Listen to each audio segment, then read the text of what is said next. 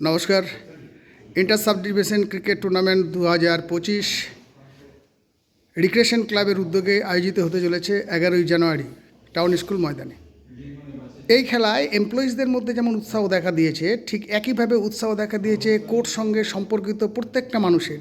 এই মুহূর্তে দেখুন, আপনাদের ক্যামেরার সামনে আপনারা দেখতে পাচ্ছেন আমাদের এখানে একজন ব্যবসায়ী, শুধু ব্যবসায়ী বলবো না, আমাদের প্রিয় ম্যাডাম বা দিদি বা বোন কণিকা ভট্টাচার্য। ওনার কাছ থেকে জেনে নিই যে এবারে ইন্টার সাব ডিভিশন ক্রিকেট টুর্নামেন্টের কিছু কথা। আচ্ছা কণিকা দেবী, আমাদের আদালত দর্পণ থেকে আপনাকে নমস্কার। আপনি বলুন, আমাদের যে টুর্নামেন্টটা হচ্ছে ক্রিকেট, এই ক্রিকেট টুর্নামেন্ট নিয়ে আপনি কি ভাবছেন? মানে আপনার মনে কি আনন্দ, না কি এটা একটা বোঝা বলে মনে হচ্ছে? কি না, অবশ্যই নয়, একটা আনন্দেরই বিষয়। এই 2025 সালের জানুয়ারিতে 11 তারিখে খেলাটি আছে।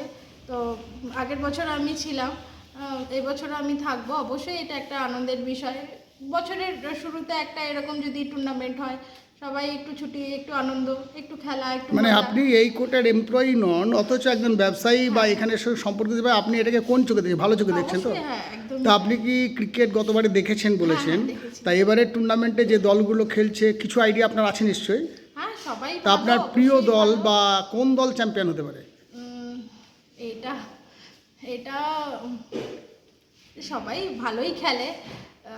ঠিক আছে, আমি একলব্যকেই সাপোর্ট করছি। একলব্যকে সাপোর্ট করছেন? তো একলব্যকে যদি সাপোর্ট করেন, বিপক্ষে ফাইনালে তো বেশ চারটে মানে ভয়ঙ্কর দল আছে, যারা টাইটন বলি, যারা টাইটন আছেন, তারপরে আপনার কিংস আছে, আপনার টিম দুর্গাপুর আছে এবং চ্যালেঞ্জার্স আছে।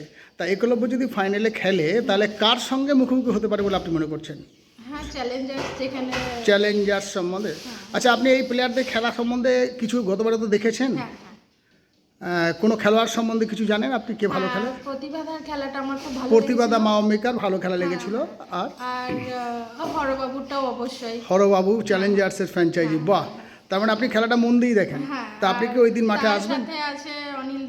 অনিলদা, আচ্ছা, ফ্র্যাঞ্চাইজি মানে আপনার সঙ্গে সম্পর্ক ভালো দেখে বলছেন না তাদের খেলা দেখে বলছেন? গুড। আপনি কি এবারেও মাঠে থাকবেন? তা আমাদের এবারের মোটো হচ্ছে এনজয় উইথ ফ্যামিলি মেম্বার্স, মানে প্রত্যেকটা ফ্যামিলির সদস্যরা যেন আসে। তা আপনি একজন মহিলা, তাহলে সেই হিসাবে একজন মহিলা হিসাবে আপনি এমপ্লয়িজদের যে স্ত্রী এবং সন্তানেরা আছেন তাদের উদ্দেশ্যে একটা বার্তা দিন, যাতে করে ওই দিন ওরা মাঠে হাজির থাকে। এবং সেই সাথে আপনি বলুন মাঠের পরিবেশ কেমন থাকে ওনাদের উদ্দেশ্যে বলুন। অবশ্যই ভালো থাকে। ম্যাডামরা আগের বছর এসেছিলেন, এই বছরও ম্যাডামরাও থাকবেন, সবাই মিলে মজা হবে, খেলাও দেখা হবে। মানে ম্যাডামরা এলে আপনি তাদেরকে বন্ধু করে নিয়ে একসাথেই থাকবেন তো? অসংখ্য ধন্যবাদ ম্যাডাম, আপনি ওই দিন থাকুন, আমাদের খেলাটা ভালো।